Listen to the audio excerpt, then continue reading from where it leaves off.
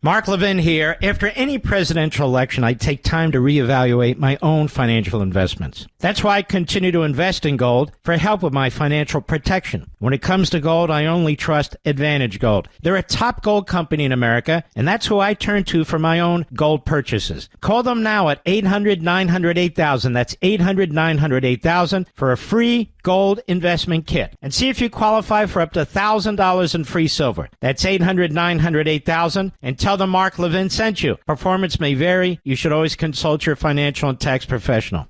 He's here. He's here. Now, broadcasting from the underground command post, deep in the bowels of a hidden bunker, somewhere under the brick and steel of a nondescript building, we've once again made contact with our leader, Mark Levin.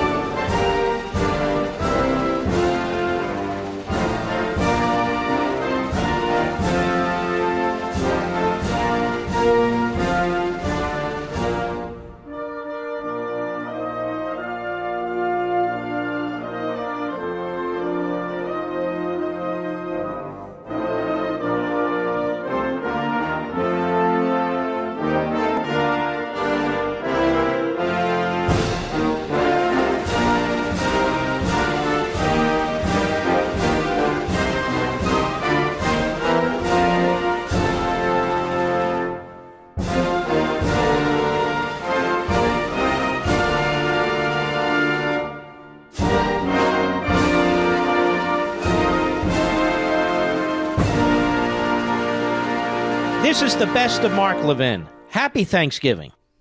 We keep our foot on the gas pedal. We don't mess around over here. We have a good time. We continue to hammer away, and we shall do so. I'm going to start with something that is a little unusual for me. Charles Barkley on some podcast called The Steam Room. Is that his podcast, or who knows, miss? Who even cares? Oh, it's TNT's. Well, then we care a lot. Not really. Charles Barkley on the Steam Room podcast. Now, he was a Kamala Harris supporter. He didn't like Trump, period. It's like our buddy Stephen A. He voted for Kamala Harris. I don't know how excited he was about it, but he had issues with Trump. And Stephen A. was on this program. What did he say? Okay, look, we lost. What are we supposed to do? He's the president. Show him respect. Give him a shot. But stop with all this screeching and crying and complaining. He's not Hitler. He's not a fascist. He'll do what he does, and he'll succeed or fail, and then there'll be another election. Charles Barkley's taken a very similar view. Now, you might say, well, why are you bringing up Stephen A. and Charles Barkley? Honestly, because I respect these guys. I grew up with Charles Barkley. I'm from Philadelphia. He was a 76er. He's a Hall of Famer. He's a great, great basketball player. Stephen A. Smith, to me, has a really sharp mind and analytical ability. We don't always agree. That's okay. You know, Clarence Thomas and Antonin Scalia didn't always agree. Two brilliant men who approached these issues in similar ways and came up with a different answer. It happens. It's okay. Aristotle and Plato didn't agree. The question is what journey you take to get to that end point.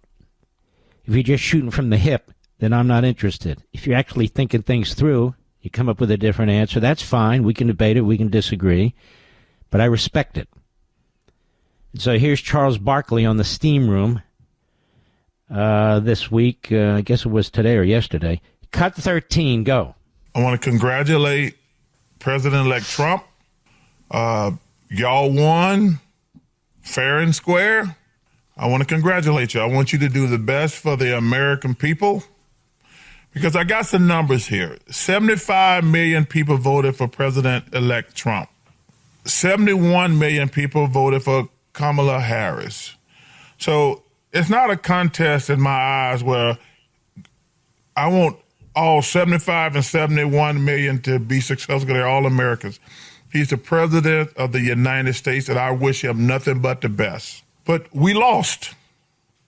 And I just want to say this to the Democrats, which I'm an independent who voted Democratic. Do me this favor. Shut the up. When you win, you get to say what you want to. When you lose, you need to shut the hell up. Oh, President Biden they didn't get him out the race soon enough. Kamala didn't do this. We lost because we had no game plan.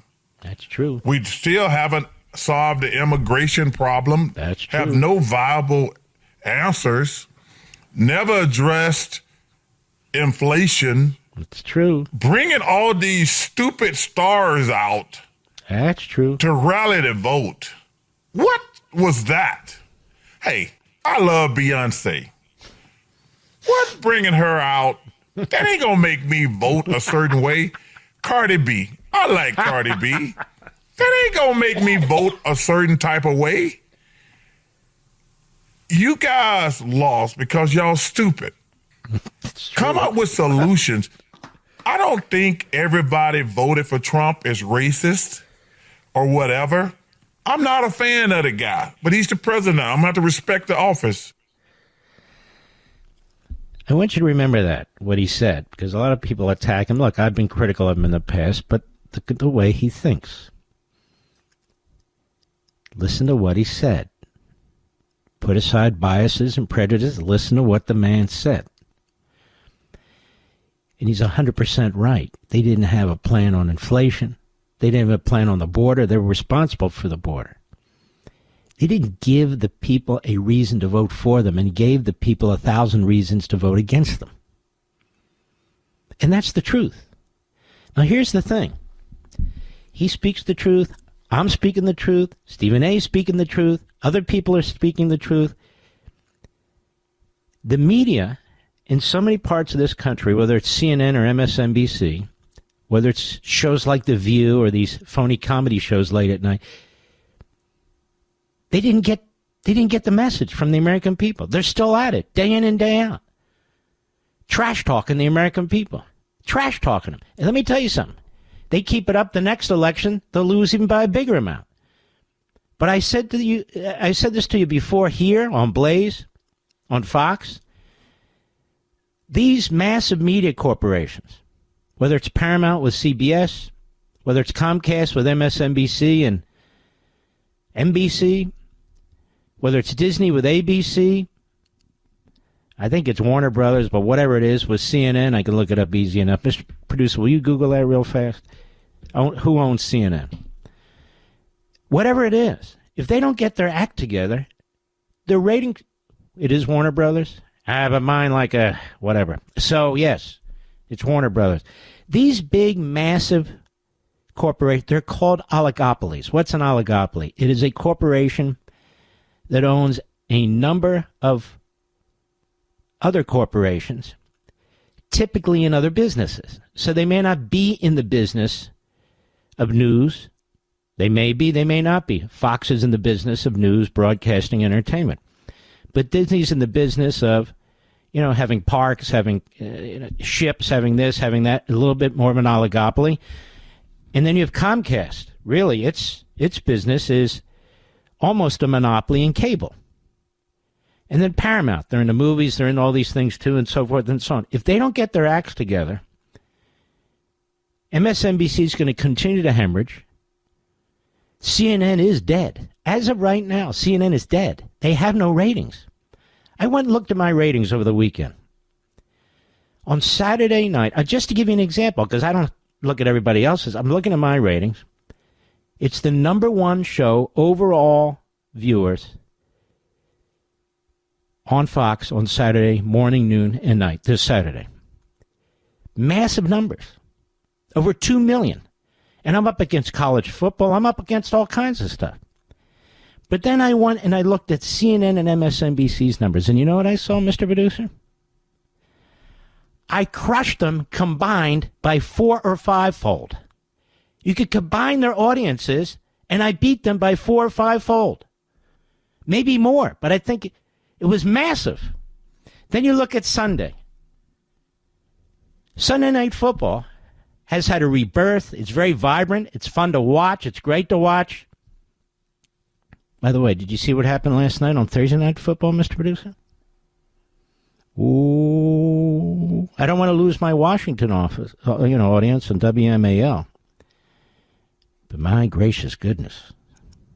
My goodness gracious. Those Eagles are looking pretty hot. All right, let me move on. So here's the point. If you keep abusing your audience, they're going to leave you. And they're leaving them. It's the market system. It's the way it is. It's not a matter of having a different opinion and a debate and, look, I'm going to express my... No, when you have basically a cacophony, a chorus line of the same damn thing every day and every night, like you're spewing the Democrat Party talking points and the Marxist talking points and the jihadist talking point every night over and over. And then you're calling the people who don't agree with you racists and bigots. And people who are watching this stuff, what do you mean I'm a racist and a bigot? Because I disagree with you radical leftists? I'm a racist and a bigot?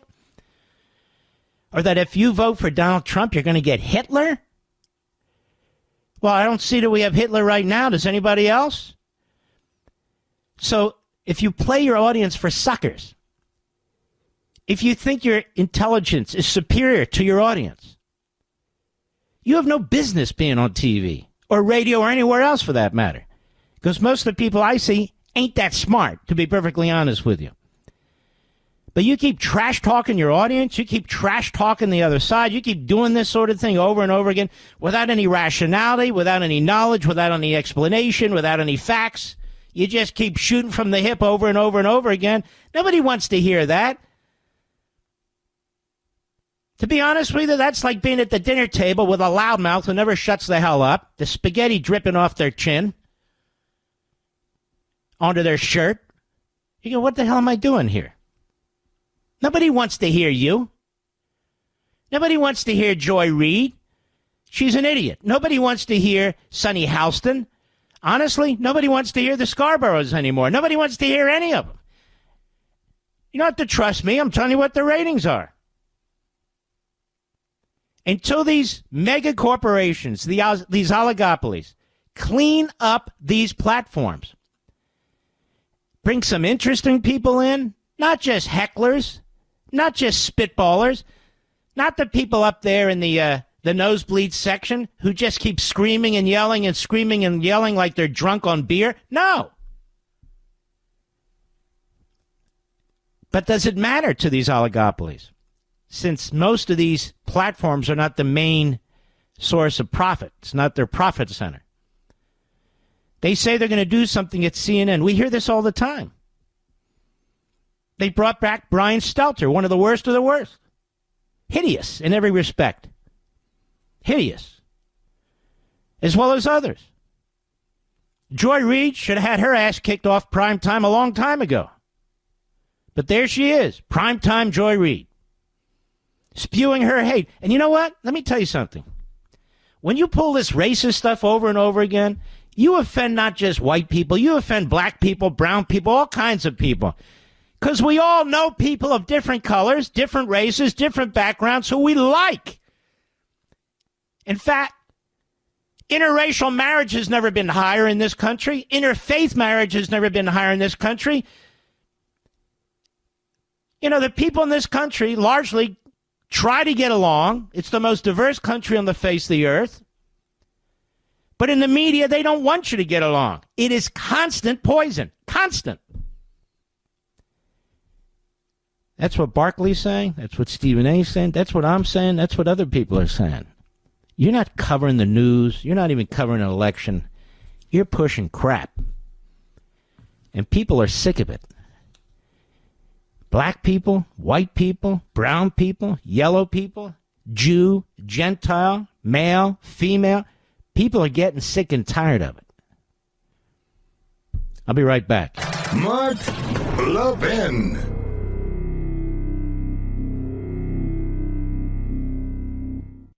Did you see what the Federal Reserve did literally days after President Trump's victory? It's lowered interest rates by a quarter. Do you know why it did that? It's worried about the economy. It's worried about the fact that jobs aren't being created. We're seeing all kinds of shifts in our portfolios, and it's important to stay aware. That's why I'm urging everyone to diversify and consider gold as one of your financial shields. Now, gold has weathered every kind of economic downturn throughout history. I want you to call Advantage Gold. They're the best of the best, folks. I've dealt with all of them. They're the best. They're my gold company. 1-800-900-8000. Get a free gold investment kit to see how you can get started with gold. I recommend Advantage Gold to anyone who's serious about protecting their wealth, and that's you. Call 800-900-8000 for your free gold investment kit, and you can even qualify for up to $1,000 in free silver. That's 800-900-8000. Call them now. Tell them Mark Levin sent you. You'll be very happy with them. Performance may vary. You should always consult your financial and tax professional.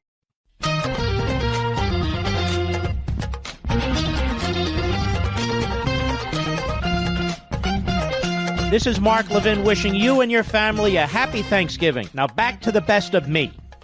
I want to walk into a store without the stuff locked up. Barkley, more common sense. Cut 14, go. People want solutions. They want money in their pocket. They want the borders to occur. You know what I really want to do? I want to walk into a pharmacy and grab some toothpaste, grab some deodorant, and be out in 5 to 7 minutes. I don't want all the locked up. I don't want to have to push a button and wait 15 minutes for somebody to come. I want people to stop running in stores and stop robbing people. That's crazy. And I don't want to hear progressive or whatever. If you out here robbing stores, we need to put an end to that. Stop stealing people's stuff. Stop running in, breaking windows, and stop shoplifting. And, man, I'm just sick of some of y'all. They won. I wish them luck. Do best for the American people, all of the American people. But this ain't a blame game. Joe Biden, man, you've been tremendous. I got nothing but admiration and respect for you. It was time for you to pass the baton. You should have did it sooner. We can agree on that, but you passed it. But she should have had a better game plan going forward instead of bringing celebrities around. People want solutions. Yeah, you know, in some ways it's actually worse than that. They covered up Joe Biden's dementia for years. Most of the people talking about it now knew he had dementia. I'm sure Barkley could get a sense for that, and the other people now who voted Democrat. Certainly his party did, certainly Harris did. And so after the debate, it was obvious they had to broom the guy. The problem is, you don't do that in a democracy. All of a sudden, 14.5 million voters in the Democrat primaries are completely disenfranchised. And you don't have enough faith in the person you just picked to replace him, the party powerful in Washington, D.C., that you don't even have an open convention. Now, we've talked about this till we were blue in the face, brought it up here first. No open convention? What is this virtual convention stuff? You're voting before an actual convention, and you're doing that because you don't want any competition. So the strongest potential candidate you have, you don't even know who it is. They never have a shot.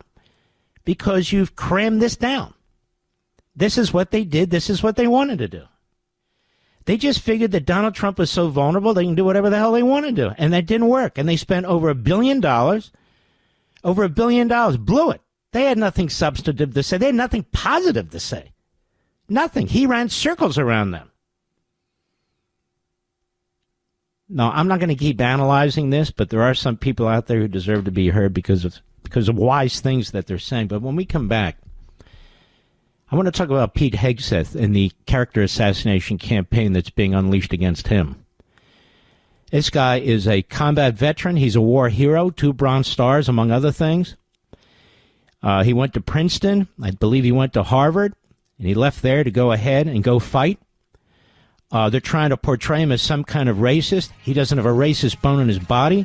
Many of his colleagues were of different backgrounds of different colors.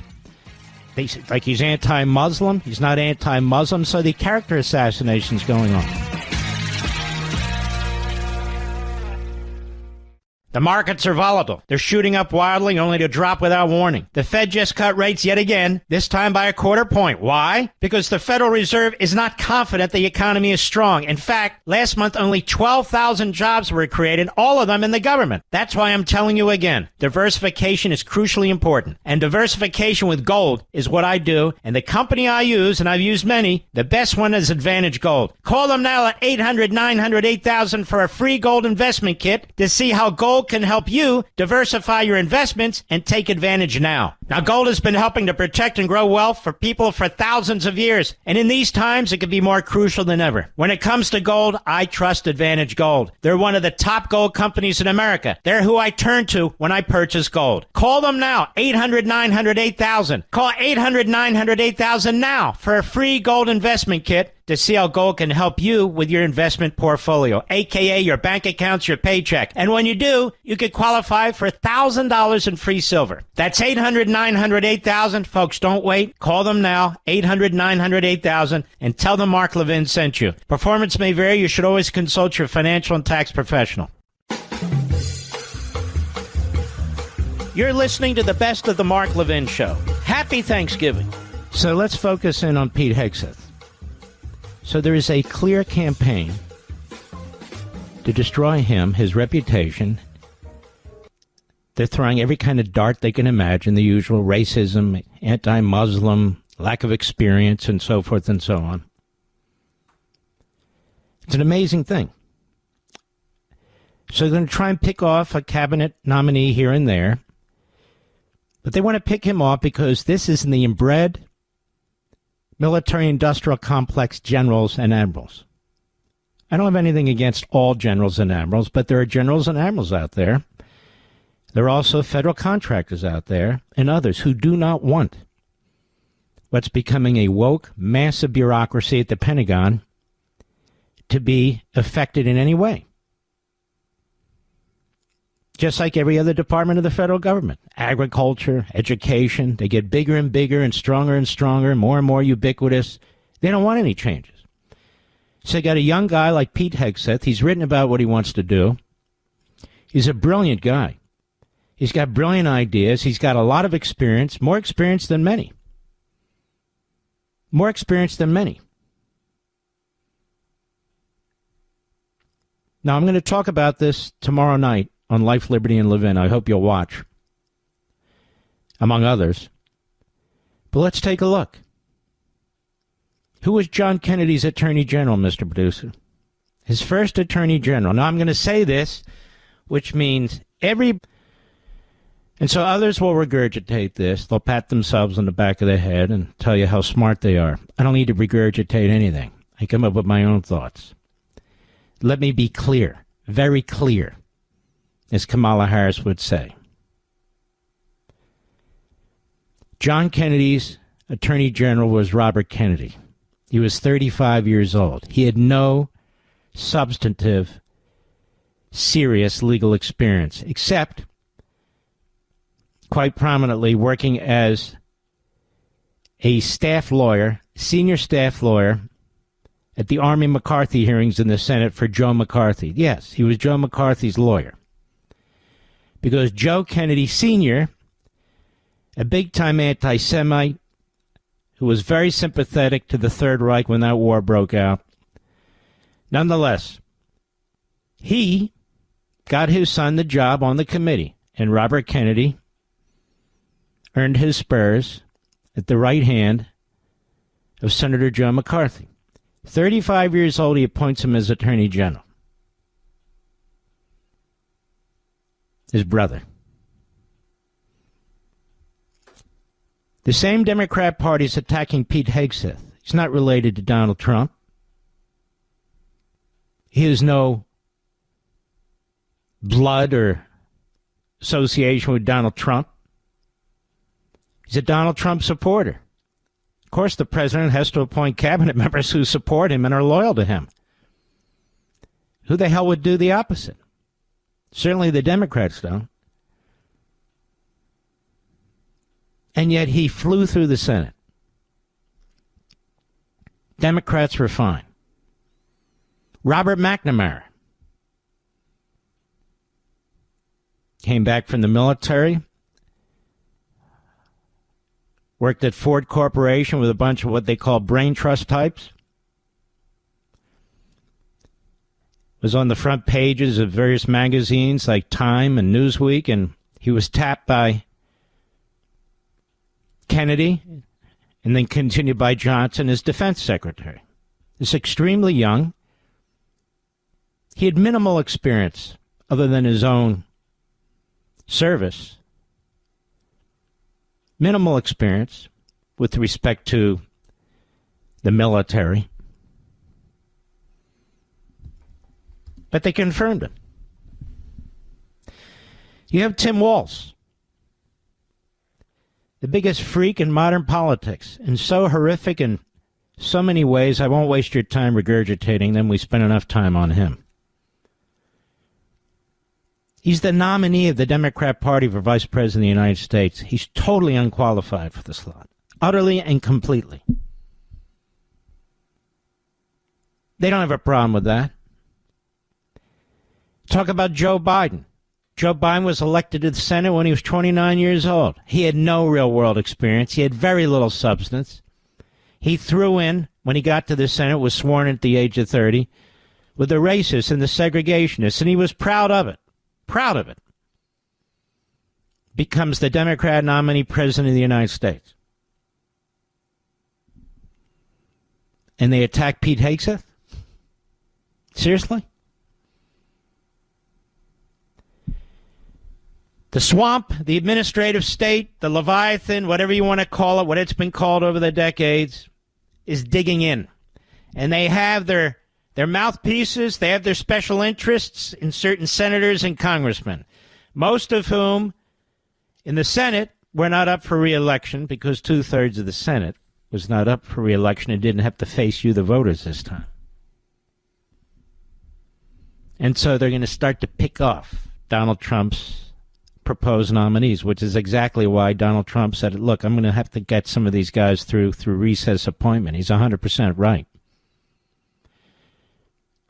You can't have a rebirth of constitutional republicanism when the people who have contributed to its demise either actively or acquiesce to it, and I include a lot of Republicans in that, are the ones now trying to prevent a president who won by a landslide from having the team that he wants. He should have the team that he wants. He should have a shot. And we'll see how each of them perform. That's what you do in a country like this. But the idea that some Republicans are throwing in with the Democrats and the media to try and cripple some of these nominees, to smear them, is unacceptable. And we'll be taking names, too, because they won't be able to hide forever. Even in the Senate. Every 2 years, some batch of senators come up for election. I saw this jerk from North Dakota. I forget his name. He's almost sneering. He's almost sneering when it comes to one or two of the Trump nominees. We need to remind ourselves who that is, and I will. We'll be watching very, very carefully. We have the same Republicans, many of them, who rubber-stamped Joe Biden's judges as they rubber-stamped Obama's judges. Our judiciary is filled with radical left-wing Democrats, especially D.C. and the D.C. circuit, but others too. And that was their plan, to put in as many of these radicals as possible. These are not serious judges. They are advocates. They are activists. And we see their dirty work all the time. They'll rubber stamp those. A president has a right, to get who he wants. He was elected president, but apparently not Donald Trump. Not Donald Trump. Now, I've about had it with the establishment Republicans. I am the conservative talk show host who made the distinction decades ago between the establishment Republicans and we, the constitutional conservatives. Nobody was using the phrase constitutional conservatives, and nobody was using the phrase establishment Republicans. As a matter of fact, National Review tried to admonish me. I think it was my buddy Rich Lowry. What do they mean by establishment Republicans? So I've spent years explaining exactly what I mean. Again, you can dust off Liberty and Tyranny. 15 years old. It's all laid out in there. None of this is new. The dug-in bureaucracy, which now they call the swamp. It's the administrative state. The idea is that the bureaucracy is passing laws and not Congress. Nobody elected the bureaucracy. It violates the separation of powers. Now you have the executive branch passing laws through the bureaucracy, through their departments. It's the greatest assault on representative government Because Locke and Montesquieu, the two most important philosophers to the revolutionaries and then the constitutional period, made it clear the legislature cannot, must not delegate its authority to any one group or any other person. Because it violates, it breaks the connection between we, the people, and representative government. The Department of Agriculture doesn't represent us. The Department of Energy doesn't represent us. And when they issue regulations that have the penalty of law, whether it's imprisonment, whether it's fines, whatever it is, they've done so without our consent. They've done so without our knowledge. Tens of thousands of regulations every single year. We don't even know what they are. That's not representative government. That's not constitutional government. It's not in our Constitution. So you have individuals who are trying to figure out how to wrestle with this, how to grapple with this. Whether it's at the Defense Department, whether it's at the Department of Justice, wherever it is. They're trying to figure out the best way to deal with it. Musk, Ramaswamy. Yes, it has to be dealt with. They say they stand for democracy on the other side. No, they don't. They stand for a bureaucracy. They say they stand for the Constitution. No, they don't. Separation of powers. Delineated, limited authority to each branch. Federalism, where the states have power, where the feds don't have power. They don't believe in any of that. None of it. And yet this is the construct of the Constitution. Pete Hegseth's too young. He's inexperienced. He's this, he's that. Really? How old was James Madison, considered the author of the Constitution? How old was he when he was in Philadelphia at the Constitutional Convention? Anybody know? He was 36. How old was Thomas Jefferson when he wrote the first draft of the Declaration of Independence? He was 33. All of a sudden, age matters. It's a funny thing. We got Pelosi, who's 84. We've got Schumer's almost 80. We had Biden, 81. Donald Trump, 78. He's bringing in young people, a team of young, substantive, accomplished individuals. Oh, they're too young. They're too inexperienced. So say the long in the tooth, dug in octogenarians. You say it 10 times fast. Telling us that 40-year-olds are too young. Pelosi's just indicated and filed papers that she's running for the House again. She's 84. She's hanging around like a bad inner thigh rash. She's already screwed up her party on many fronts. She already tried to destroy the Trump presidency the first time around with her January 6th committee and her impeachments and all the rest. She's a cancer in the body politic. But she won't retire and allow somebody else to fill her shoes.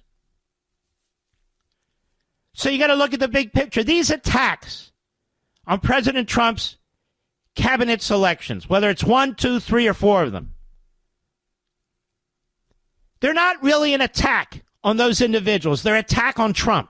They want to weaken Trump. I will note, by the way, as a side note, Mr. Producer, nobody's complaining about Rubio. Have you seen that? You got Democrats, they can't wait to get out of their office. We love Rubio. We love Rubio. Of course, that sends up a flag for me, but that's all right. President wants Rubio, he gets Rubio. I have nothing personal against the guy. I just find it weird. That's fine. So be it. But I like these appointments. It's a real mix. It's a real mix. It's very representative, not just of elements within the Republican Party, but the country as a whole. Many of RFK's views aren't Republican views. They're not mainstream views. They're his views. And Trump's saying, you know what? We got to do something with the health bureaucracy in Washington, D.C. Look what they did during the pandemic. I need somebody who's going to stir the pot and get to the bottom of some of this. So he picks RFK Jr. It's okay by me. It's not like we're going to fall off the edge of the earth tomorrow. Well, what about fluoride in the water? I don't care about fluoride in the water.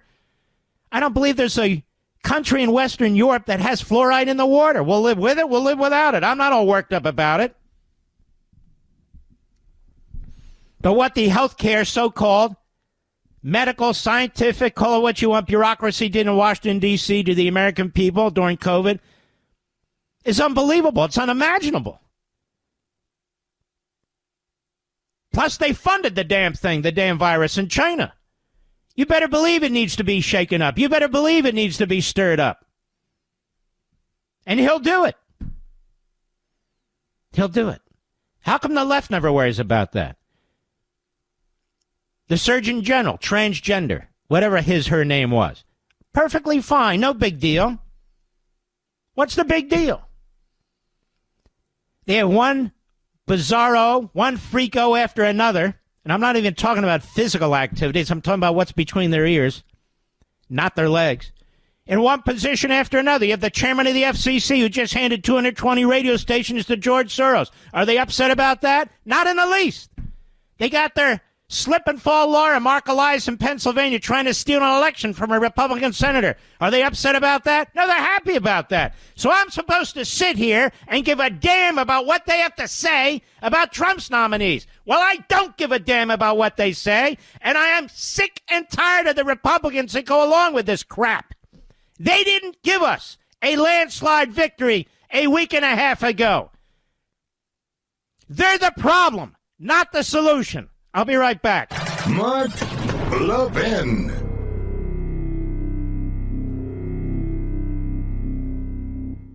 Did you see what the Federal Reserve did literally days after President Trump's victory? It's lowered interest rates by a quarter. Do you know why it did that? It's worried about the economy. It's worried about the fact that jobs aren't being created. We're seeing all kinds of shifts in our portfolios, and it's important to stay aware. That's why I'm urging everyone to diversify and consider gold as one of your financial shields. Now, gold has weathered every kind of economic downturn throughout history. I want you to call Advantage Gold. They're the best of the best, folks. I've dealt with all of them. They're the best. They're my gold company. 1-800-900-8000. Get a free gold investment kit to see how you can get started with gold. I recommend Advantage Gold to anyone who's serious about protecting their wealth, and that's you. Call 800-900-8000 for your free gold investment kit, and you can even qualify for up to $1,000 in free silver. That's 800-900-8000. Call them now. Tell them Mark Levin sent you. You'll be very happy with them. Performance may vary. You should always consult your financial and tax professional.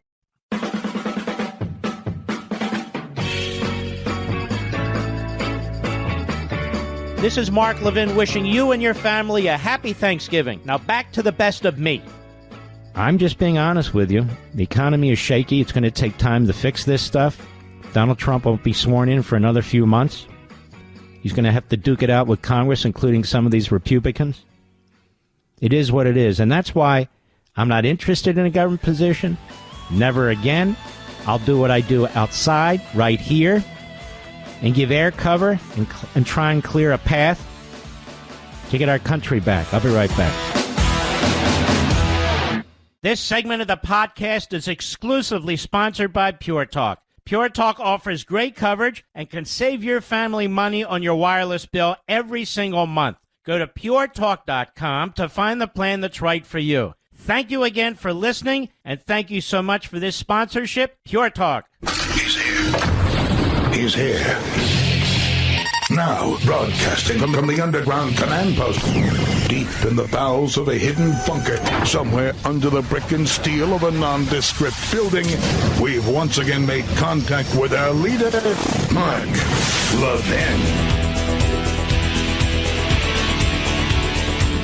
This is the best of Mark Levin.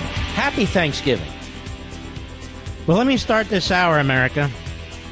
As you know, you who watch this, have watched me over the years, listen to this program, I'm an animal lover.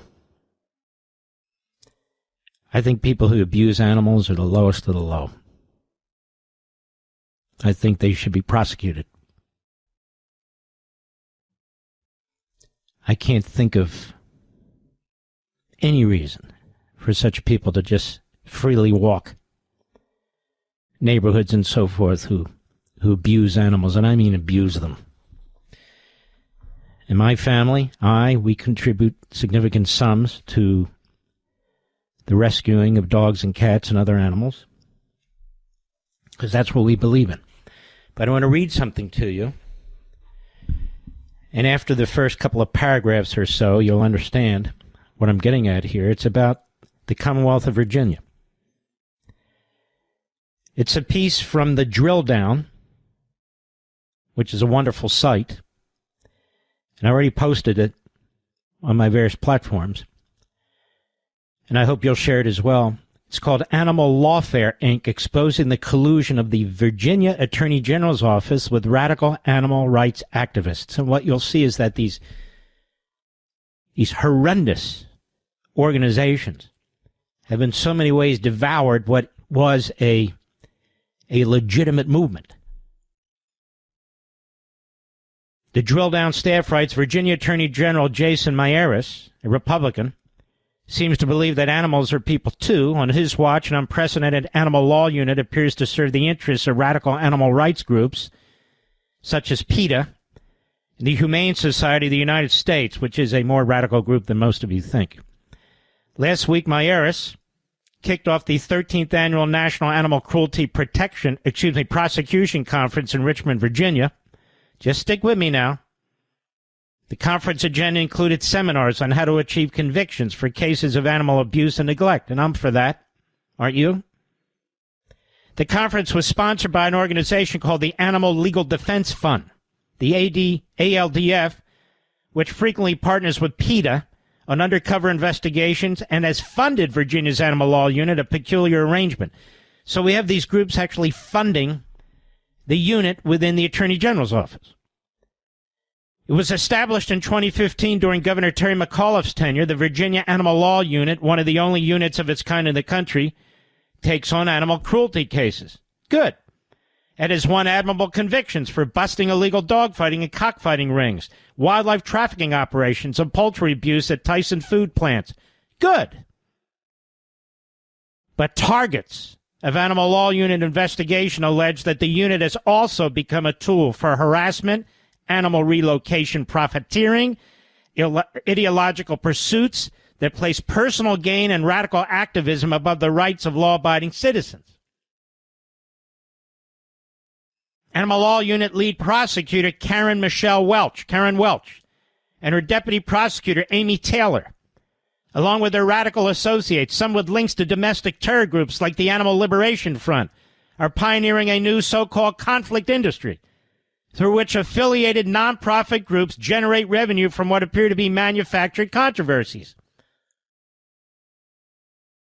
Getting interesting, huh? Everyone can agree that animals should not be abused or neglected. Groups like PETA, Humane Society, the ALDF exploit that compassion and redirect it toward an agenda in which consuming meats, animal byproducts such as leather and fur, even owning pets, could warrant jail time. And these groups benefit immensely from blurring the lines between animal welfare, which everyone supports, and animal rights, which most people don't realize is a loaded term that places freedom at the mercy of radical animal rights activists. And by the way, they don't treat the animals well in the least. The term conflict industry, quote unquote, was popularized by the Pulitzer Prize-winning journalist Tom Knudsen in a series of Sacramento Bee articles about how conservationist organizations, which he dubbed Environment Inc., create public spectacles to raise funds. Lawfare leads to additional profits in the form of collecting large sums of money in attorney's fees and court costs. Money-making deal. More recent investigations have revealed how, like some environmental groups, animal rights organizations such as PETA and the Humane Society generate substantial revenue by creating controversies around private animal ownership. Generating public outrage has long been the business model for such organizations. Now Virginia's Animal Law Unit under Miyares helps them under the force of law. PETA has worked to establish animal lawfare precedents for more than 2 decades. Quote, we're looking for good lawsuits that will establish the interests of animals as legitimate area of concern in the law, said PETA founder and president Ingrid Newkirk in 2000. Probably everything we do is a publicity stunt, she told USA Today. We're not here to gather members to please, to placate, or make friends. We're here to hold the radical line. She candidly told the New Yorker, we are complete press sluts.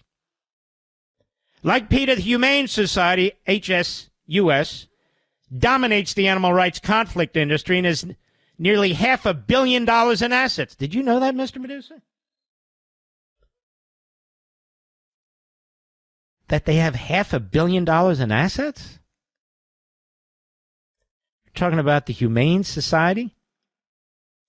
Each year, the Humane Society rakes in more than $100 million, more than $1.5 billion total since 2013, by exploiting controversy and soliciting donations. Its executives bagged more than $3.8 million in compensation, and other employees grabbed more than $46 million, a combined $50 million in 2023 alone. That's the Humane Society, as reported here. Now, most Americans believe the Humane Society is a local pet shelter umbrella organization and that donations are spent caring for animals and local pet rescues. But some maintain that it is carefully constructed confusion. Most people don't know the Humane Society personnel can be just as radical as PETA's Ingrid Newkirk. For example, the Humane Society's grassroots organizer, John J.P. Goodwin, is a former publicist for the Animal Liberation Front, a group known for extreme measures. According to the FBI, ALF is a domestic terror group, and its operatives have committed a staggering number of criminal acts, predominantly arson and vandalism. I'm just reading it from the article. Now, while working for the Animal Liberation Front, Goodwin was, quote-unquote, ecstatic after ALF operatives set fire to a Utah fur breeder cooperative. Now at the Humane Society, he spearheads animal rights campaigns in partnership with Virginia's Animal Law Unit. Goodwin has cozy ties with Welch and former state attorney general Mark Herring, who established the Animal Law Unit and placed Michelle Welch in charge of it. Local reports indicate that Herring received high praise and multiple awards from the Humane Society. Now, one of the more troubling aspects of the Animal Law Unit operation is its apparent focus on small businesses and private animal owners. These targets often lack the resources to defend themselves against the prosecution unit and its well-funded private partners. Welch's team, remember, this is the prosecution unit under Maieres, the Republican Attorney General of Virginia, led by Welch. Welch's team has targeted family farms and zoos, small animal shelters, and local pet stores under what some allege are dubious claims of abuse or neglect. Freelance investigative journalist Carlotta Cooper reported that this Animal Law Unit displayed a pattern of abusive behavior when Steve Ritter, a 71-year-old man from Winchester, was raided by a team of agents in ninja-style garb, forced him to wait outside in sub-freezing temperatures as they proceeded to seize his brown egg-laying hens. He was accused of running a cockfighting ring, charged with animal cruelty by the Animal Law Unit. The only problem is there were no fighting roosters. Ritter's rights were violated. His property was seized. His electronic devices still had not been returned to him, even after he was acquitted. This is all going on under the Republican Attorney General in Virginia, Maieres. In another case, this is a big one. The Natural Bridge Zoo.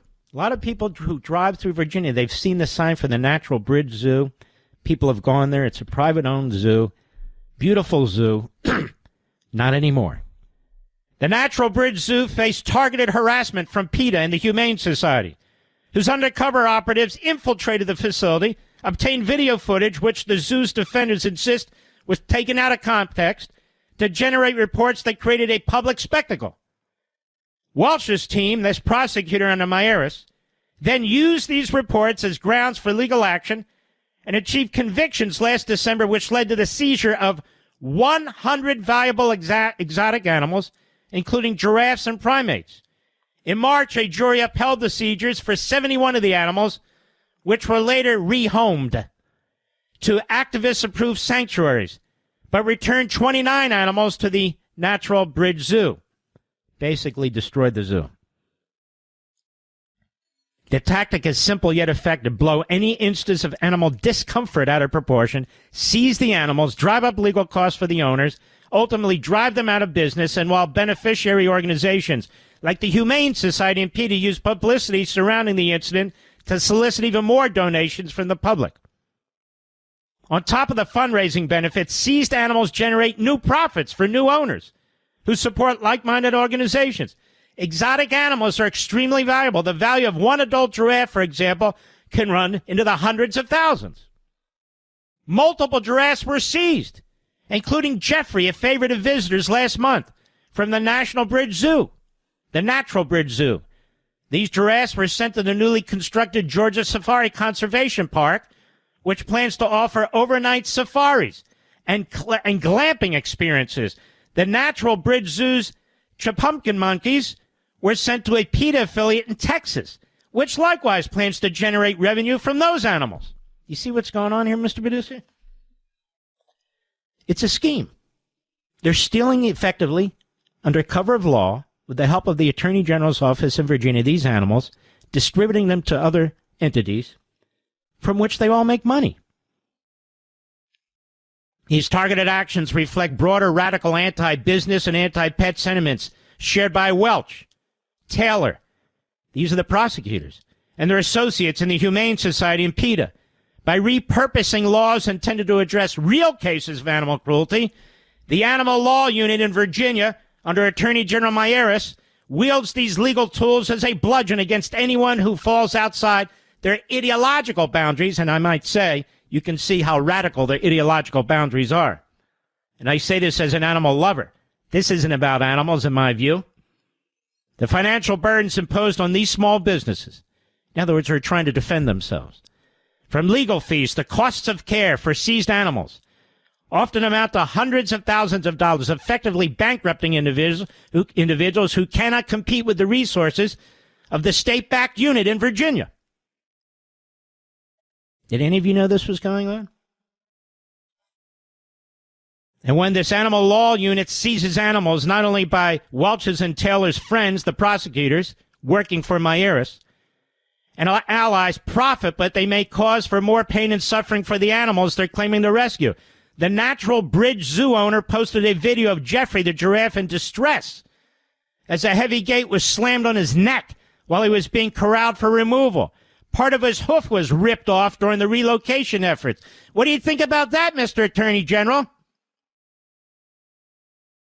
As noted above, not all targets of Animal Law Unit prosecution are completely innocent, but that does not mean the Animal Law Unit is serving impartial justice. Consider the case of celebrity animal trainer and zookeeper Doc Antle, who was charged by Welch in 2020 for wildlife trafficking and animal cruelty. Antle was found guilty of 4 felony counts of wildlife trafficking in 2023, but the jury also found Antle not guilty on charges of animal cruelty, and the investigators were reprimanded, including an animal control warden who had ties to PETA and was later found guilty of embezzlement. Ann Taylor holds significant influence within the Animal Law Unit's operations. Taylor helps set the Animal Law Unit agenda and appears to allocate its resources to align closely with the mission of animal rights groups. Remember that phrase, animal rights isn't really about animal rights. It's about the radicalism of these groups. Taylor's private animal rights ventures also raise questions about potential conflicts of interest. I'm just reading from the piece.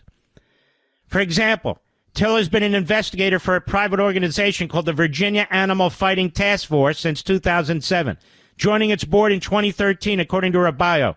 She's listed as the only executive treasurer of the group, according to the organization's latest IRS 2023 filing. Her boss at the Animal Law Unit, Michelle Welch, served as president of the group, according to a 2016 filing. In 2024, Welch and Taylor, these are the 2 state prosecutors under Mayeris, each gave presentations at an event sponsored by the Humane Society, featuring presentations by the VAFTF. Taylor runs a pit bull rescue called Ring Dog Rescue. In 2019, the organization raised more than $500,000. Taylor started working with Welch under the direction of Mayeris in January 2020, won an award from the Humane Society the following year. You see the incestuous relationships? Donations to Ring Dog Rescue exploded, and Taylor's local dog rescue pulled in more than $1 million, according to 2021 filings. I'm almost done. How much time do I have here? Not much. Republican Attorney General Mayeris campaigned on a platform of restoring conservative values and promoting limited government, but he has failed to put a stop to the prosecutorial overreach of his deputies, Welch and Taylor, or the radical activities of their associates, such as Goodwin. In fact, it's the opposite. Mayeris has praised the work of the Animal Law Unit. And by the way, he's welcome to come on the program. And we want to thank him for all the good work that it's done, but we're not focused on that. We're focused on the conflicts and the abuses. His explicit approval has emboldened Welch and Taylor, allowing them to continue their practices unchecked. It remains unclear whether Mayeris is complicit in these activities, but his failure to address mounting complaints about the Animal Law Unit raises questions about his commitment, they write, to ethical governance. Critics say Animal Law Unit's overreach reflects poorly on his leadership. And I will complete this story when we come back again. I'm one of the top supporters of animal protection. But closing down the natural zoo, doing things like that, and really harming these animals and selling them off or giving them off to organizations that they're friendly with, that's a shakedown. That's unacceptable. I'll be right back. Mark Levin.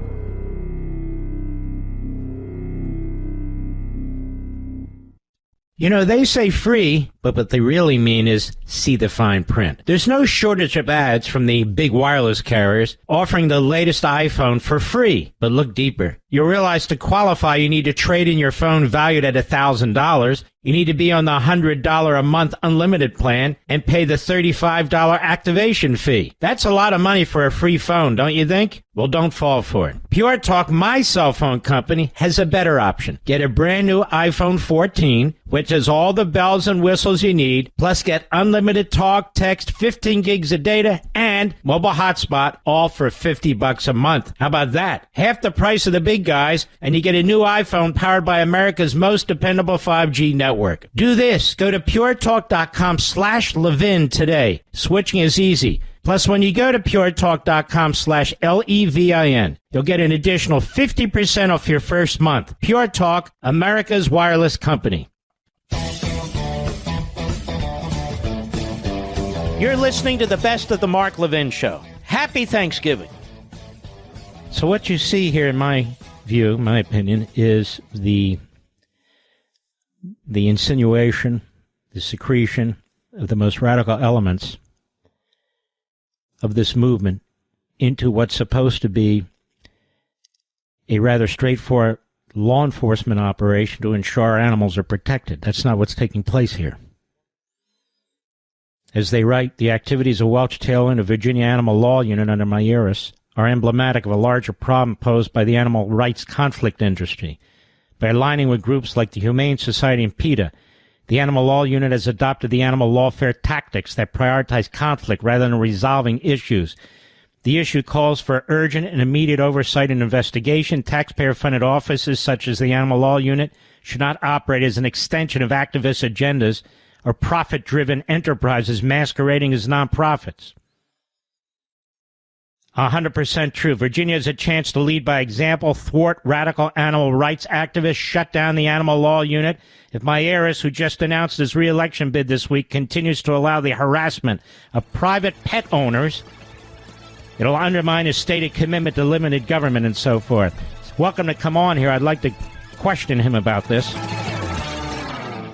You know, they say free, but what they really mean is see the fine print. There's no shortage of ads from the big wireless carriers offering the latest iPhone for free. But look deeper. You'll realize to qualify, you need to trade in your phone valued at $1,000. You need to be on the $100 a month unlimited plan and pay the $35 activation fee. That's a lot of money for a free phone, don't you think? Well, don't fall for it. Pure Talk, my cell phone company, has a better option. Get a brand new iPhone 14, which has all the bells and whistles you need, plus get unlimited talk, text, 15 gigs of data, and mobile hotspot, all for $50 a month. How about that? Half the price of the big guys, and you get a new iPhone powered by America's most dependable 5G network. Do this. Go to puretalk.com/Levin today. Switching is easy. Plus, when you go to puretalk.com/Levin, you'll get an additional 50% off your first month. Pure Talk, America's wireless company. This is Mark Levin wishing you and your family a happy Thanksgiving. Now back to the best of me. Here's the thing, folks. You've got these extremist radicals who basically destroyed Barnum and Bailey. The management there, the ownership there, buckled like a cheap tent. So you don't have the elephants anymore to take your kids and so forth. And they retreated beautifully with such compassion. Elephants have really serious brains, and they have these close ties to the people who take care of them. They're like family and so forth.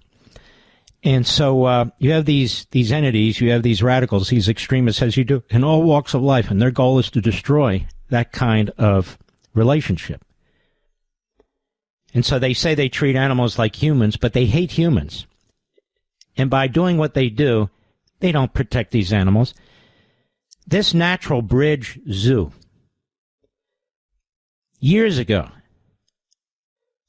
my family and I went to the Natural Bridge Zoo. Beautiful. You could see the animals were well taken care of.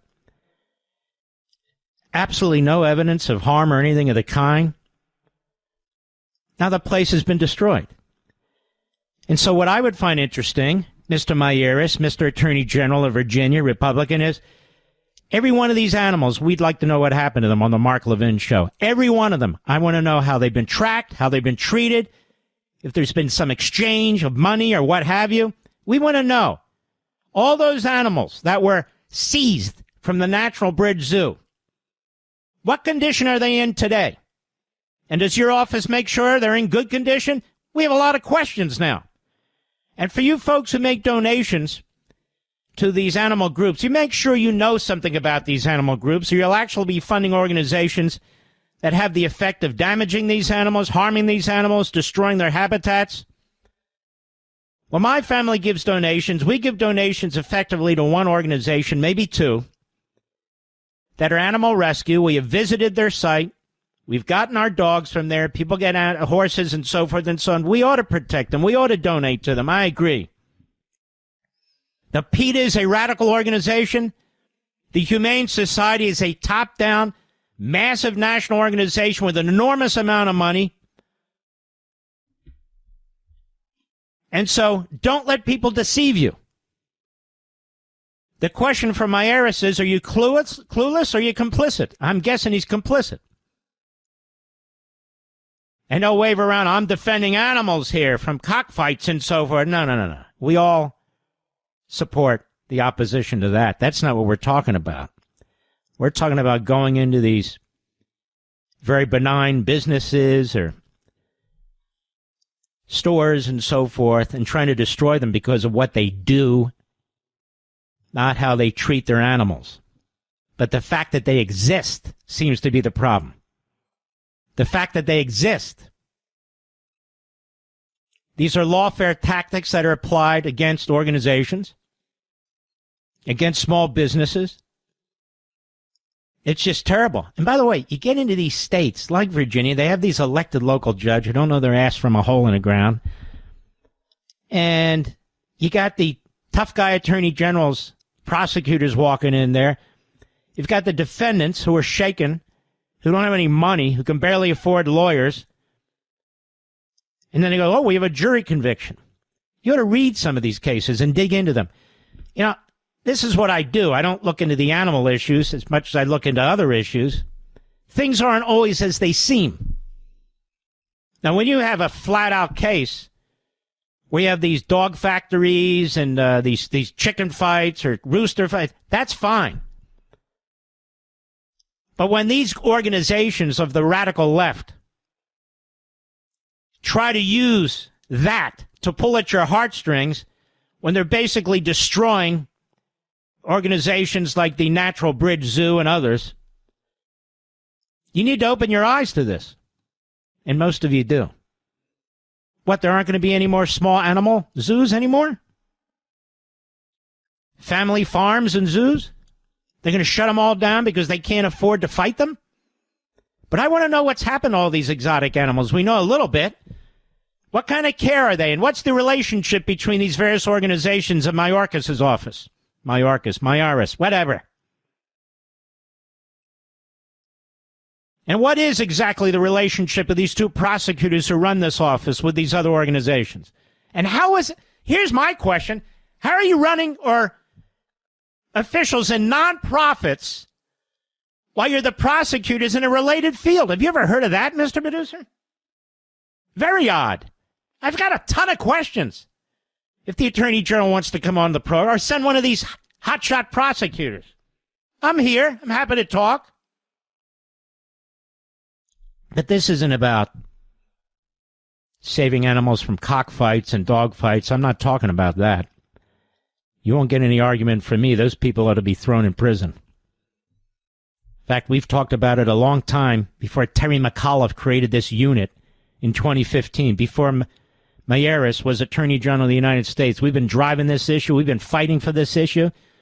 We supported federal legislation that Donald Trump signed on this issue. I take a backseat to nobody. Ms. Welch and the other one, Taylor, Mayeris, none of you. I don't get awards from these organizations. We just do it right here, you and me, the American people. We want these animals protected, but we don't want rip-offs. We don't want these incestuous relationships. We don't want innocent people shut down. That's Animal Lawfare, Inc., as they write in this article. At Drill Down Staff. Now you caught my attention. This article got my attention. Now millions of people know about this, Mr. Mayeris. They know about your prosecutors. They know about their connections. We need to know more, quite frankly. Sure, we want to hear about all the great things you've done. But you're not telling us about the other stuff. How the hell is it that the Humane Society has nearly $500 million in assets? How is that possible? Shouldn't that money be taken in each year and spent every year? I'm just curious. You're going to look into that, Mr. Mayeris? I'm curious about that. It's an enormous amount of money. They've taken $100 million. More than $1.5 million total in 2013. That's amazing. I mean, there really shouldn't be many animals that are in need when you're taking in that kind of money. $1.5 billion since 2013, Mr. Producer? Seriously. Seriously. Many of these groups are so extreme, they don't believe you should have a right to a dog. They don't believe you should have a right to a cat. No wonder groups like this, Natural Bridge Zoos, they never have a chance. And others, too. They don't have a chance. I've said my piece. I'm more than happy to circle back on this. Should Mr. Mayeris, Welch, I'll take all three of them on. You can all come on the show all at once. You three and me. We'll do a full hour for the whole country, because this isn't just going on in Virginia, America. This is going on everywhere. This shakedown stuff, this radical stuff, and all the rest of it, dressed up as something it's not, or maybe something it does 50% of the time. More than happy. Now he's going to run for re-election as Attorney General, and he's going to want your support as a conservative. Well, he's got some explaining to do, at least for me. At least for me. And by the way, I would encourage Mr. Mayeris and his two prosecutors to come on the show. Why don't you correct me where I'm wrong? And I'll question you. The Animal Law Unit that wields these incredible legal tools and bludgeons anybody who's outside their ideological boundaries. Let's talk about it. Hey, let's have a discussion, right, Mr. Producer? Let's have a gestalt session. No, let's have a real discussion, legal and otherwise. In fact, I'm going to look into this more now that I'm thinking about it. I want to see these other cases that this unit's been handling since it was founded by Terry McAuliffe in 2015. They deserve all the credit in the world for stopping real animal abuse. I'm for that 100%. But that's not what I'm talking about. That's not what I'm talking about. If it's become the plaything of these radical extremists, we need to get to the bottom of that, because I don't want to pay taxes toward that. I don't think most of you do either. I'll be right back. Mark Levin.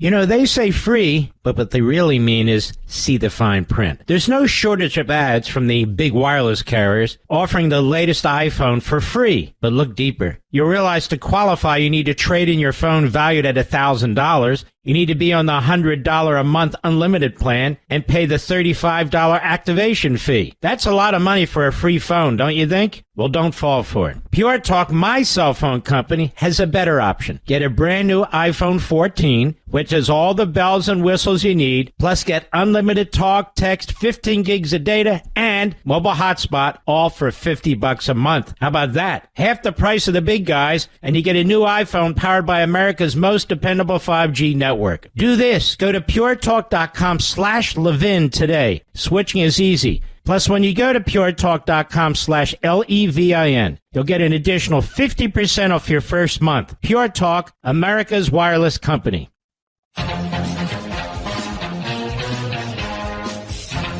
You're listening to the best of the Mark Levin Show. Happy Thanksgiving.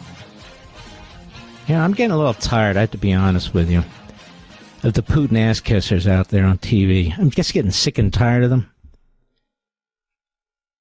I mean, he's got the North Koreans involved in his war. He's got missiles and drones being fired that have been manufactured not just in North Korea, but in Iran.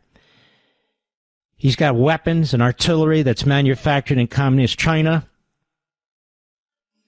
He's pounding the crap out of Ukrainian cities and villages, targeting the citizens, targeting their infrastructure, their energy, and all the rest for the winter. And so finally, the Ukrainians are given the go-ahead to fire these missiles, not anywhere they want in Russia, within a 190-mile radius that focuses on basically their military sites. And so what does Putin do with the American media? So many morons, even on quote-unquote our side. We're going to lower the standard for using nuclear weapons. So all over TV, all over radio. Did you hear what Putin said? Did you hear what he said? Oh my God, oh my God, what about? Are you kidding me? And then they pretend they represent Donald Trump's viewpoint, which they don't. I don't have any inside information, but apparently Donald Trump told the Ukrainians, fight like hell, keep as much land as you can, take as much back as you can, so when I come in as president, and I'm trying to negotiate a deal between the two countries, you're in a better position than you were. It was Donald Trump who armed Ukraine before he left office when Obama wouldn't arm them. He's not an isolationist. He's not a fool. The people on TV who don't know what the hell they're talking about, who are so busy kissing Putin's ass, they don't know what they're talking about. Yes, I always turn to World War II. Yes, I always turn to the Third Reich. Turn to Stalin, too.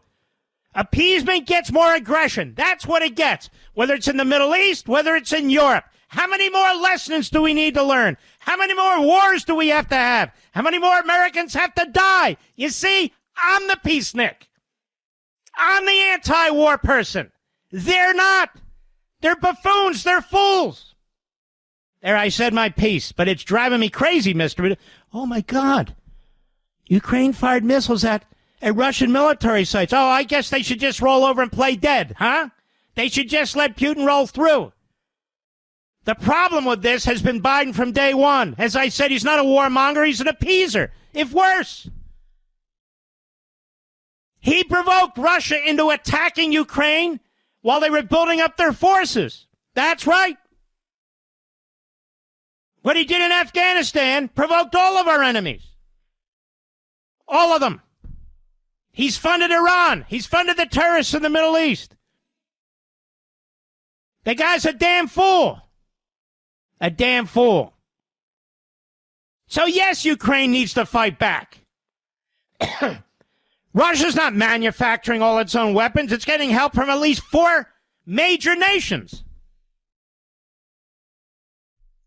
What's in any of our business, Mark? Oh, I don't know. Was Poland any of our business in World War II? France, when France, was that any of our business? No, it's way over there. Way over there. How about Britain? Our great... No, it's not our business. Not our business. None of it's...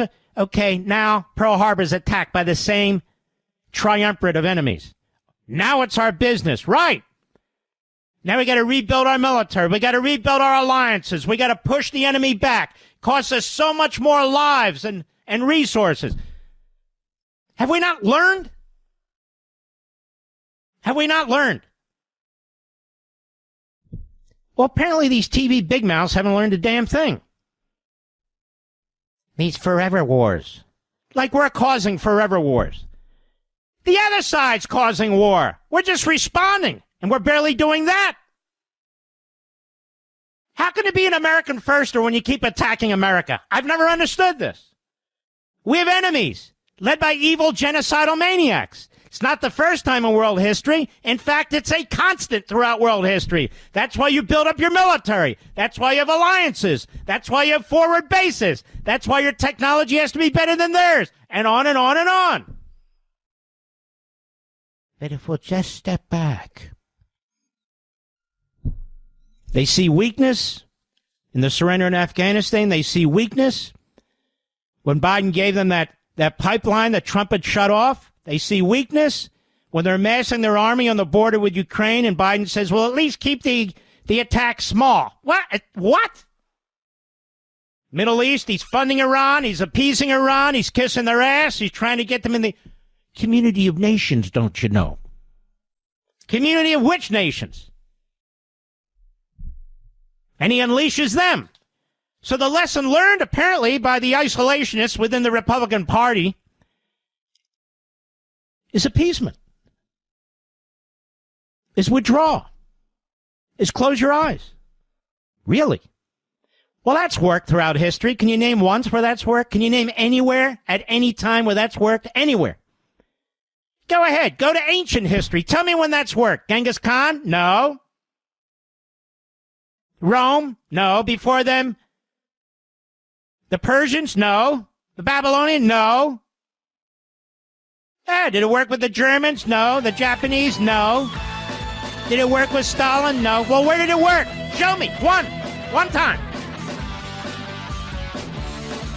Lee Gavolt. I'll be back.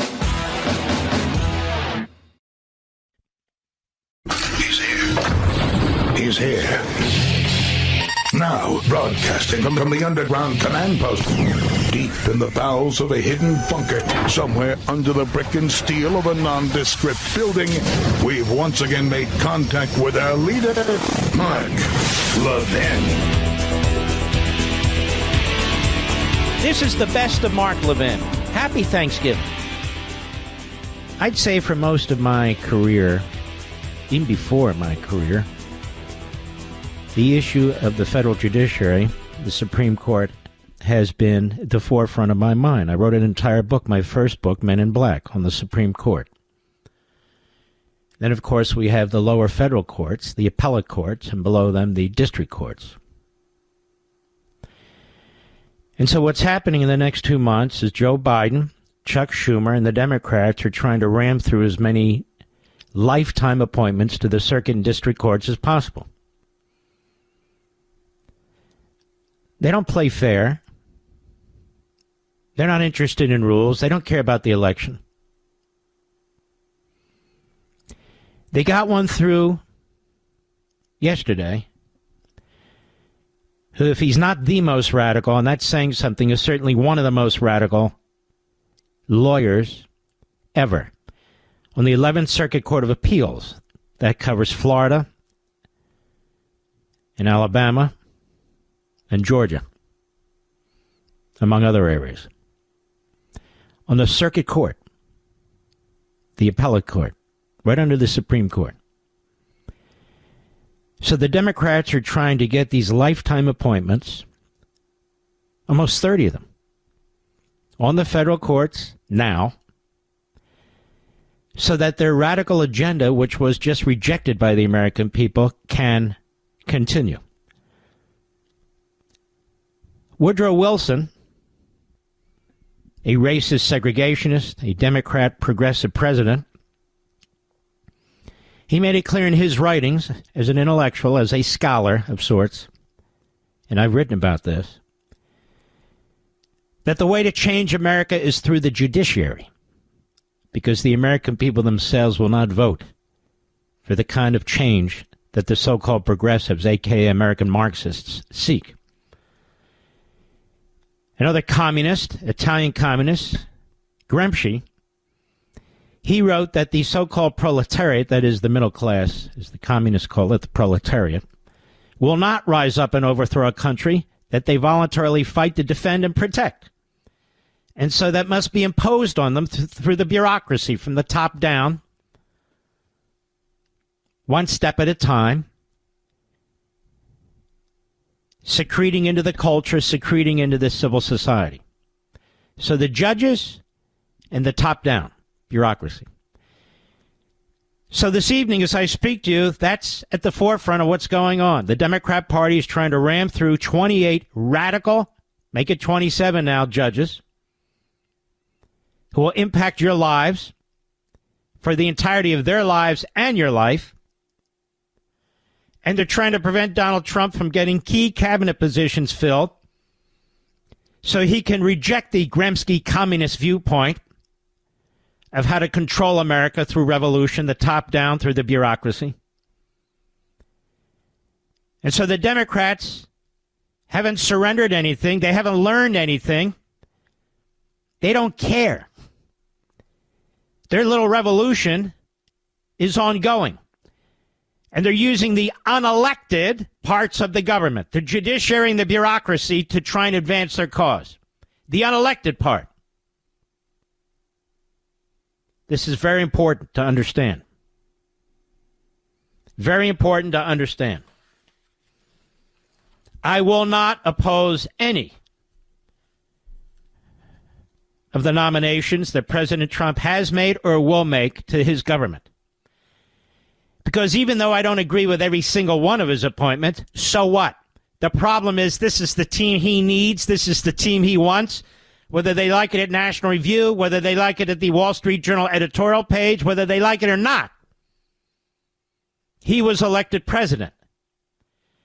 And don't tell me, well, he's not a dictator. We already know that, and we don't need lectures from you fools. On the other hand, he's not a patsy. He's not a Pollyanna. He just won in a landslide. And that's a fact. And giving him the cabinet that he wants and senior positions that he wants doesn't make him a dictator, for God's sakes.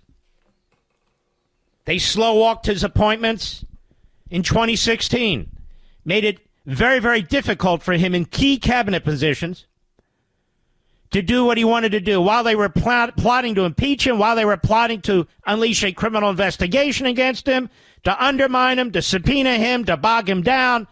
That's not going to happen this time. It's simply not. Because of you and me, we're not going to allow it. Well, people out there are giddy. We are happy.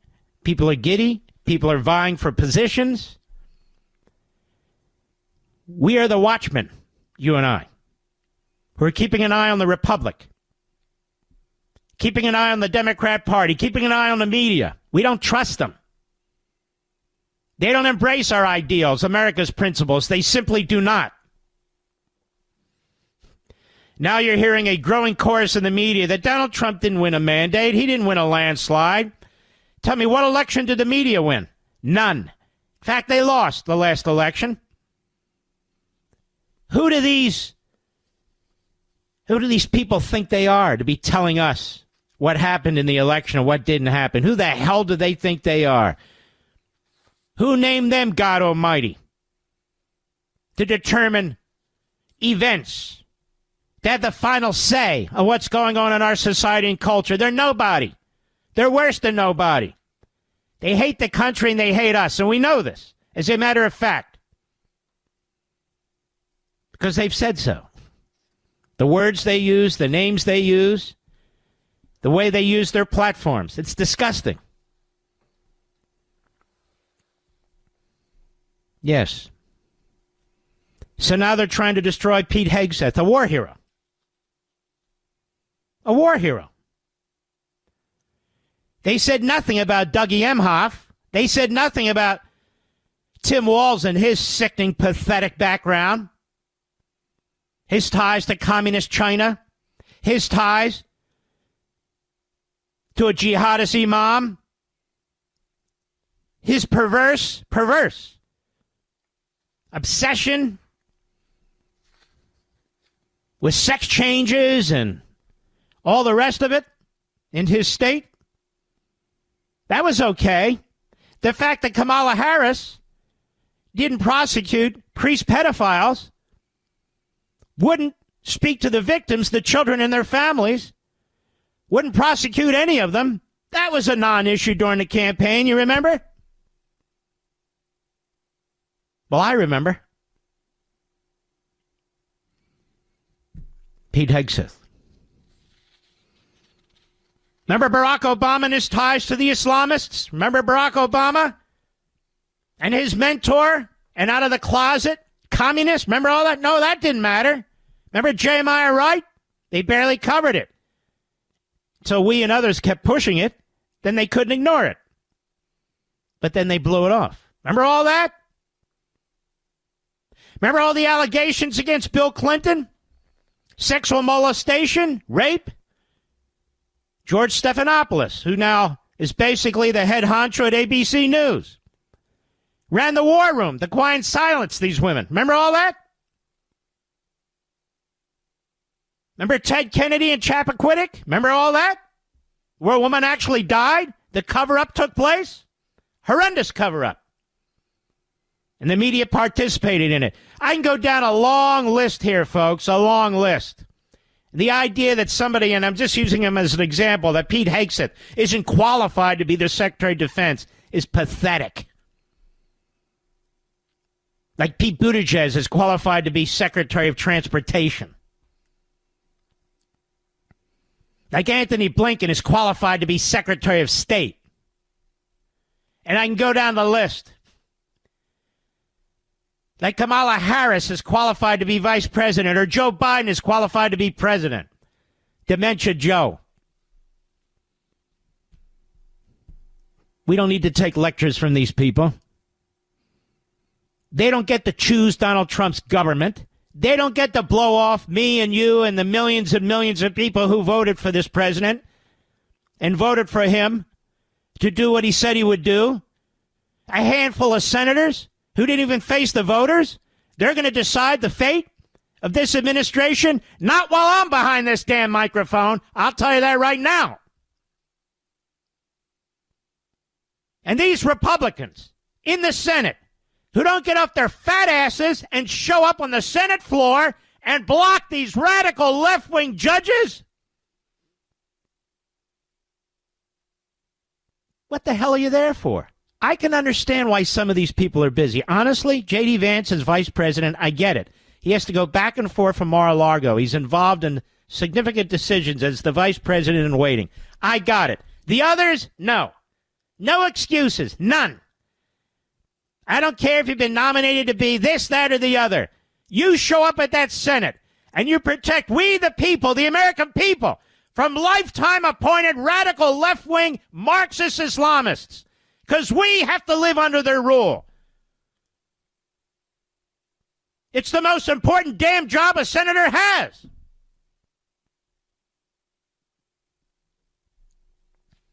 And the idea that you'll go to a rocket launch, that's right, even some of my friends, that you'll go to a rocket launch or that you'll do something, I don't want to hear about it.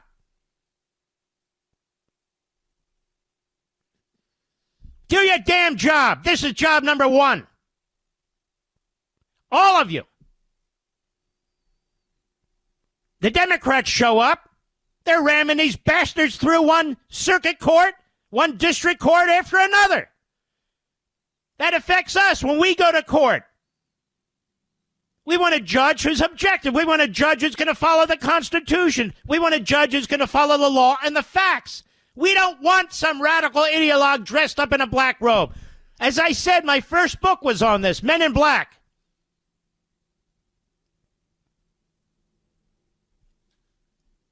I don't care if you want to watch a rocket launch, you want to raise money, you want to have a big dinner. You put your butt in that Senate, that chamber, and do your friggin' job.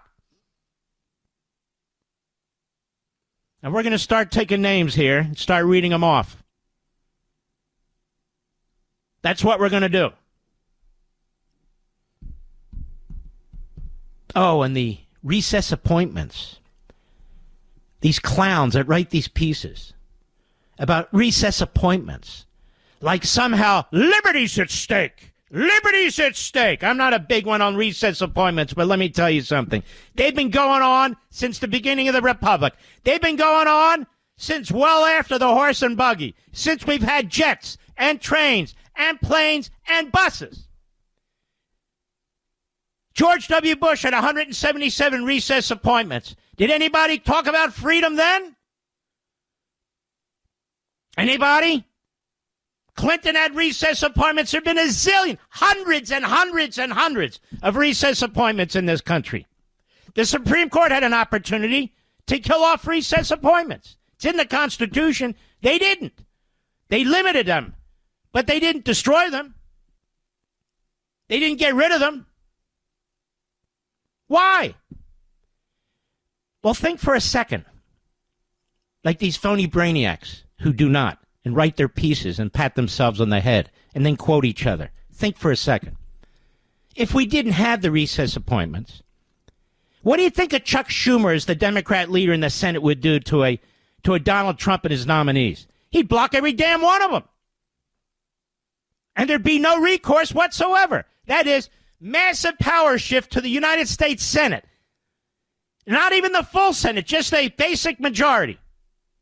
By an opposition party, maybe a few Republicans, like a Susan Collins and Elisa Murkowski, would have the ability to cripple an incoming president of the opposite party.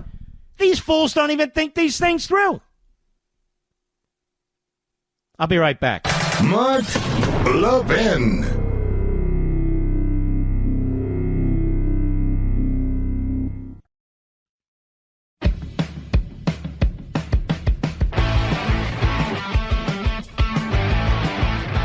This is Mark Levin wishing you and your family a happy Thanksgiving. Now back to the best of me. You notice every Republican nominee is controversial, whether they're controversial or not. Some are, some aren't. But when's the last time you heard about a controversial Democrat of any kind? Bernie Sanders is on the cable program, CNN, MSNBC, as long as they last, I guess. They never say the controversial senator from New Hampshire. They don't call Tlaib controversial, who's a bigot and an anti-Semite. They don't call Omar controversial, who's a bigot and an anti-Semite. They don't call AOC controversial, who's a bigot and an anti-Semite. Why is that? Why is it that this clown that just got the 11th Circuit Court of Appeals, this radical kook who shouldn't be anywhere near a courtroom, why is it that he's not called controversial? Why is it that Tim Walz isn't controversial when he's a freak show, a walking freak show? Have you noticed, America? Only our people are controversial. Isn't it weird? Some of them are. Most of them aren't. And so what? Controversial. Yes. And that's the way you create a narrative. So now we have nominees that are controversial. Controversial. Merrick Garland wasn't controversial. We can go down to Blinken, who's the biggest anti-Israel, anti-Semite to ever serve as Secretary of State, and that's saying something. But he's Jewish. Yes, he's half Jewish. So what? It happens. Ask Bernie Sanders. Look at that jerk. Same damn thing. Their Marxist Islamist ideology is more important. It's more important. I'll be right back.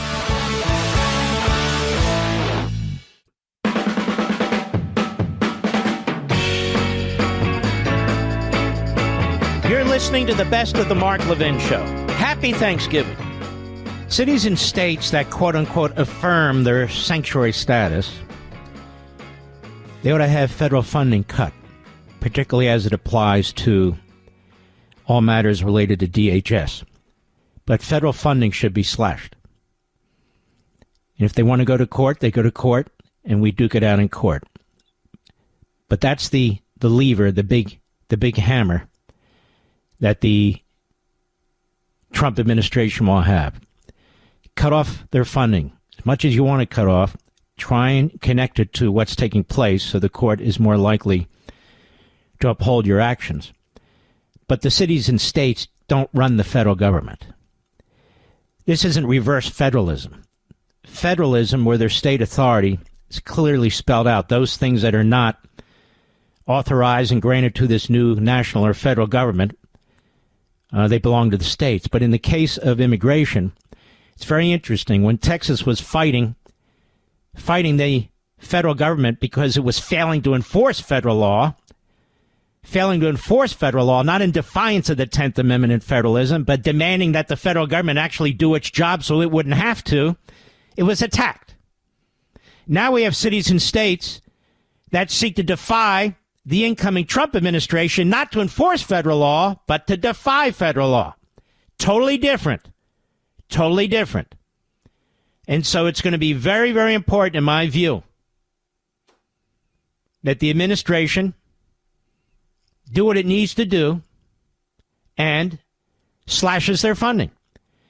You and I have no reason, those of us who don't live in these areas, to be subsidizing illegality, to be subsidizing illegal immigration. If they want to vote that way in their city councils and their mayors, they want to vote that way in their legislatures, these Democrat governors want to beat their chests and talk about how they're going to defy and protect illegal aliens. That's on them. So federal funding should be cut. No taxpayers' money at the federal level should be flowing into these states and these cities to alleviate their educational issues, their law enforcement issues, their health care issues, to provide additional housing or anything else. Zero. Absolutely zero. Nothing should be done. Now, I don't know who this journalist is with ABC News. I do know that Disney needs to take action now with ABC, the way that Comcast appears to be dealing with MSNBC, and I'll get to that in a minute. The way that Time Warner appears to be dealing with CNN. I say appears. We shall see. The way that Jeff Bezos appears to be dealing with the Washington Post, and the owner of the LA Times appears to be doing the same thing. But ABC continues doing what it does. They have a reporter. I've never heard of him. I can't even pronounce his name. Ike Ejoshi, I think. Ejiochi. I'm not mocking him. I'm just trying to pronounce the name. Ejoshi. He is an ABC News journalist, I'm told, and he's on ABC News today. And out comes the decision by the judge on the horrendous, hideous murderer of Laken Riley, the illegal alien Venezuelan gang member. And I want you to listen to how this man reports on this story. And he has no business being dressed up as a journalist.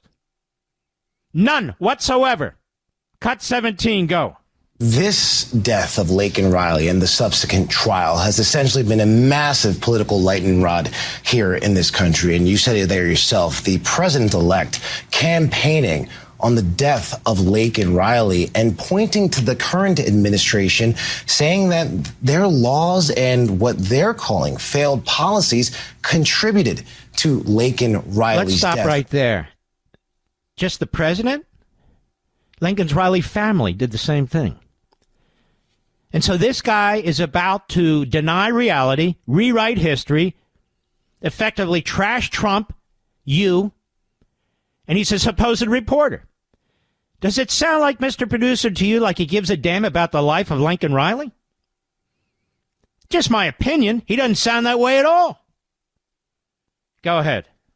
Remind you that Ibarra entered this country illegally in 2022, according to law enforcement officials, and he was paroled and released for further processing by ICE. And since that time he entered the country, he was arrested another time. Law enforcement officers saying that he was arrested in 2023 in New York City and charged with acting in a manner to injure a child less than 17, as well as a motor vehicle violation. But it's important to note that although there is very little evidence indicating a connection between immigration and violent crime. Stop right there. Listen to this fool. Listen to this clown. 500,000 criminals have been let into this country over a period of time. Almost 14,000 killers. Thousands more rapists. We have 325,000 missing, undocumented children. We have God knows how many women sold into sex slavery. And this guy has the gall,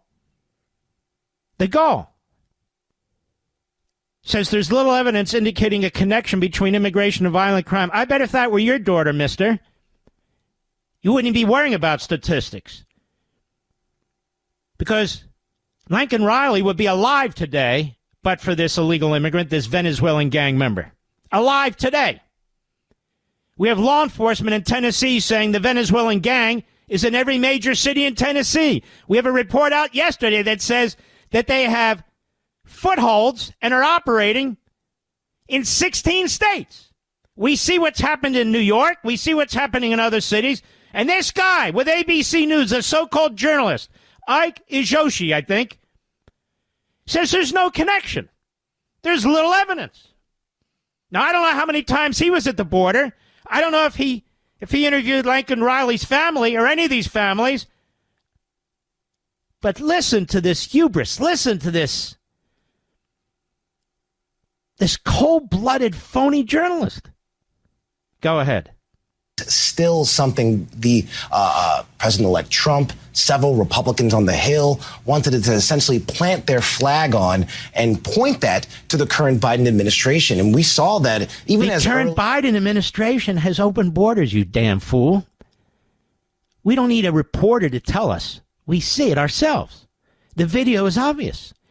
The statistics demonstrate it.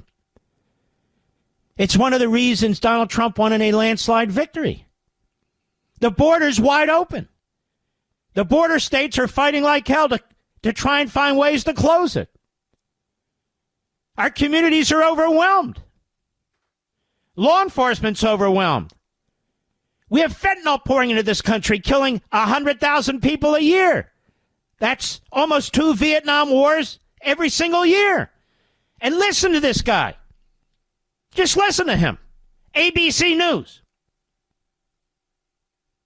And this is what he does after the heinous murder of Lincoln Riley is found guilty on all charges by the judge who sentences him to life without parole. That's too good for this bastard.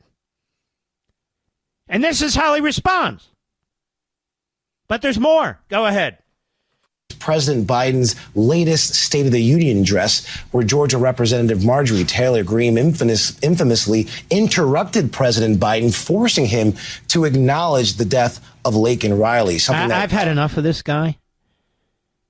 This guy should be fired because he's not a journalist. I don't know what he is. But to conduct yourself this way after the judge rules against her murder, to conduct himself this way is grotesque. Absolutely disgusting, ABC News. You make me sick to my stomach. Sick to my stomach. Nobody should watch ABC News anymore. Disney, which is run by a liberal, Iger, he's back again.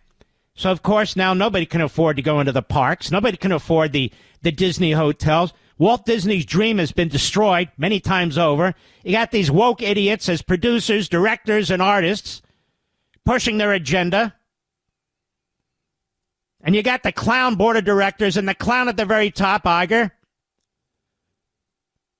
Another liberal Democrat destroying another company that he didn't create, that he didn't found. ABC News. This is ABC News now? What happened to Howard K. Smith? That was a journalist. That was a newsman. A real newsman. Brinkley, who started, I believe, at ABC News. That was a real newsman. Look at this mess. George Stephanopoulos, Ike Ijoshi. If I mispronounce his name, I'm sure somebody will clear it up, but that's what I know. Just disgusting, the whole damn bunch. I don't know how you watch that trial as much as we could, and then watch what took place today. The mother talking to the judge about how she feels. I don't know how you watch the body cam of the police officer with the family first learning that their precious, beautiful, dear Lincoln was murdered. As they fall to the ground, they curl up, uncontrollably sobbing. where you come up with a jerk like this on ABC News today. Just sickening. And the media is filled with fools and buffoons just like this. Hat tip right scoop. We'll be right back. Mark Levin.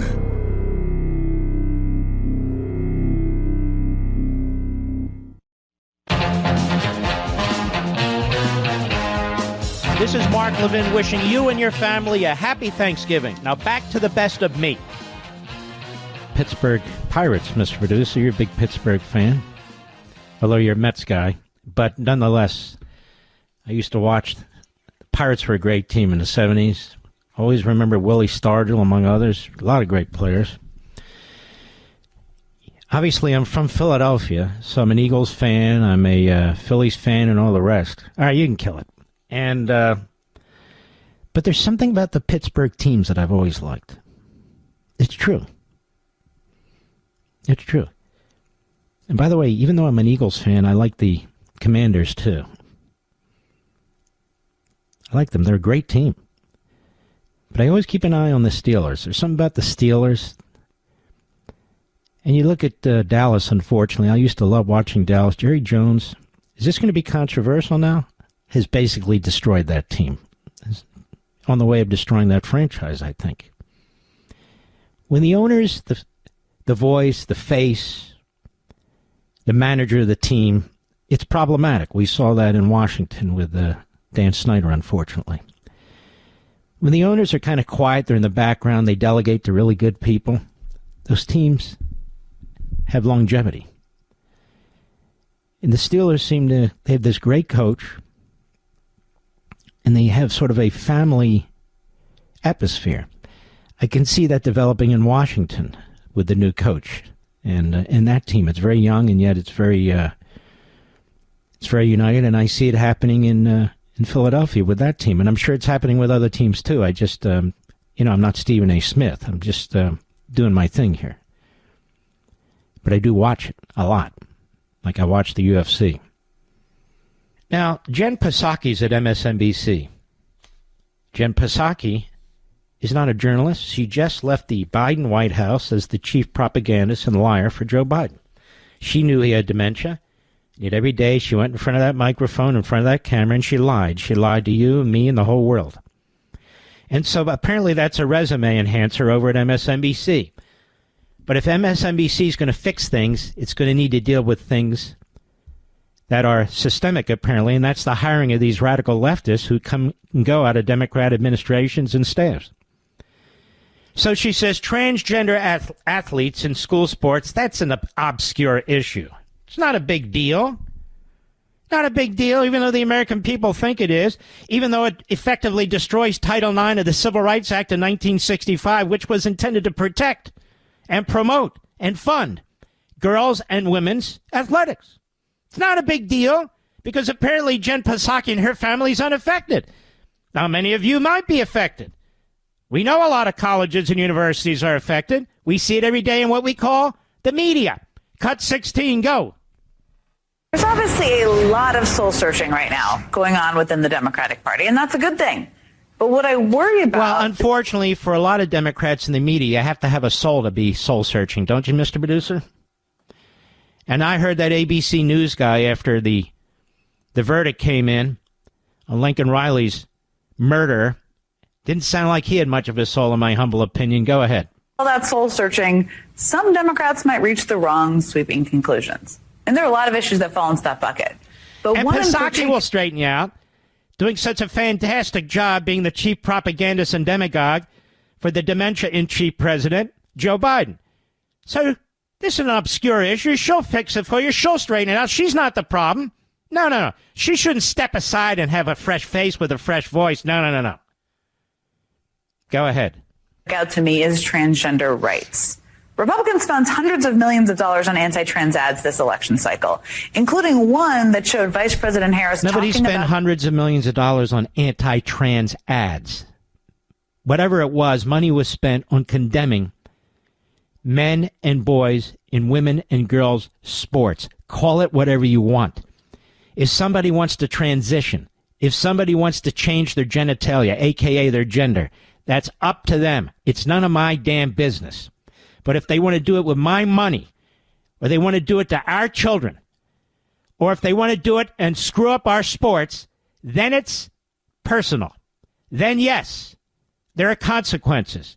And just because Jen Psaki doesn't have a child who's a boxer who has to deal with one of these individuals, just because she doesn't have somebody playing college football or perhaps, what would he call it, college soccer, she's unaffected by it. But a lot of people are affected by it. And besides, it's immoral. That's right, it's immoral for boys and men, biological boys and men, to be playing girls and women's sports. Period. Case closed. Moron. I'll be right back.